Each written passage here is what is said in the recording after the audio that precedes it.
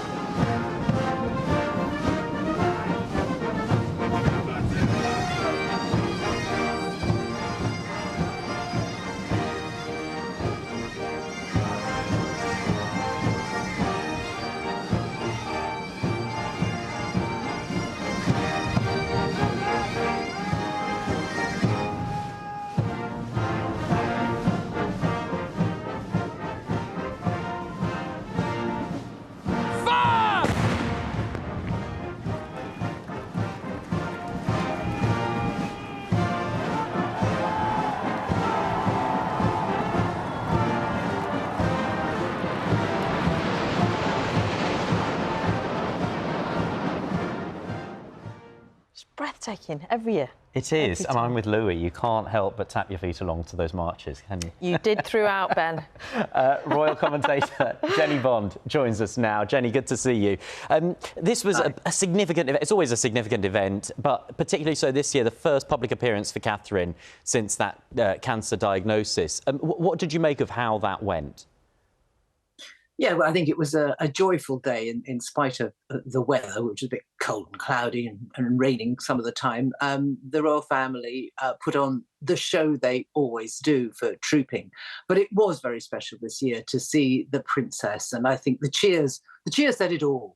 The princess is back. She's not fully back yet by any means. She's not fully recovered. And in her own words, she's not out of the woods yet, which, no, I found her statement rather tinged with sadness in that respect. And her chemotherapy is going to go on for several months. But nevertheless, she looked radiant, she looked relaxed, and she was exactly where she is meant to be, at the heart of the royal family. Nothing happens by chance, really, with the family, and it was poignant, I thought, and meaningful that she stood shoulder to shoulder with the king on the balcony. Normally, and last year, for example, it would be William standing there, but this year it was Catherine.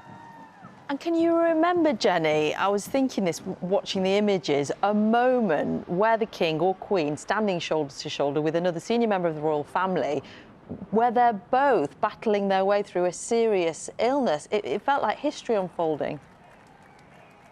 Well, that's really what this year has been. It's been unprecedented and shocking, really, for the royal family. And I think after these desperately difficult 6 months, there is a sort of feeling that things are beginning to get back to normal. Only beginning, but the beginning of the end, perhaps, is in sight. And I do think, actually, on occasions like this, in the middle of a general election campaign, when there's so much febrile activity going on and so much bickering amongst our politicians, it's quite reassuring, I think, to have these rituals which go on year by year. There's a lovely continuity and assurance about it all, I think. And I think the crowds put up with that rain and stood out there for hours on end because they love to see pageants like this, which we do extremely well, but particularly to see the king and the princess back in action, at least for a day.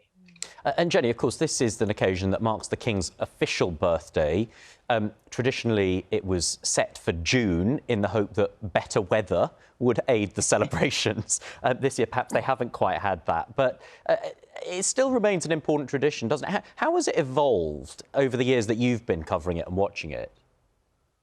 Oh, yes, I've been there. Well, it was evolved, as you say, as a celebration of the birthday, and why not have it in good weather? I mean, the King's actual birthday is in November.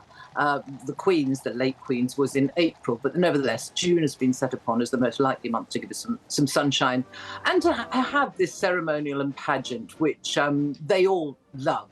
And I've been there. You were talking about tapping the feet, and little Louis there, obviously enjoying it. You know, he got a bit bored at times. He had a yawn or two and kept fiddling with the blinds. But it's quite a long ceremony. But I've been there, as you say, over the years, and you can't but help get involved.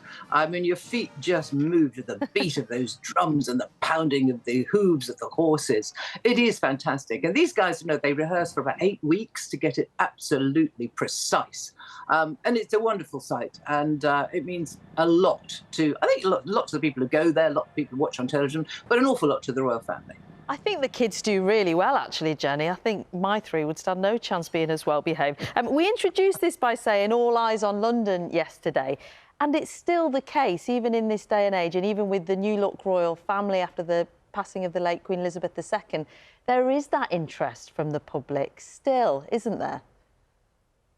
Yes, there is, and I mean, particularly this year, I think there's a wave, obviously, of sympathy to see a family in such dire straits, really. I mean, we've had all the turmoil of Harry and Meghan, Andrew and the rest of it, but it kind of looked at the beginning of 2024 that things were going to be on a smoother course. And here we are, hit by the double cancer diagnosis. But I think the king is looking pretty well. He is, in Camilla's words, not doing as he's told, which I think frustrates her immensely. But yesterday he put on a great show. You know, he's a man of a certain age. He's still undergoing treatment himself, but he stood there in those chilly conditions and took the salute. And I think they all went in with those doors closed on the palace balcony and had a stiff whiskey or two. And who could blame them? It was exactly the tonic we needed at the moment, as you say, Jenny, wasn't it? Jennie Bond, royal commentator. Thank you so much for your time this morning.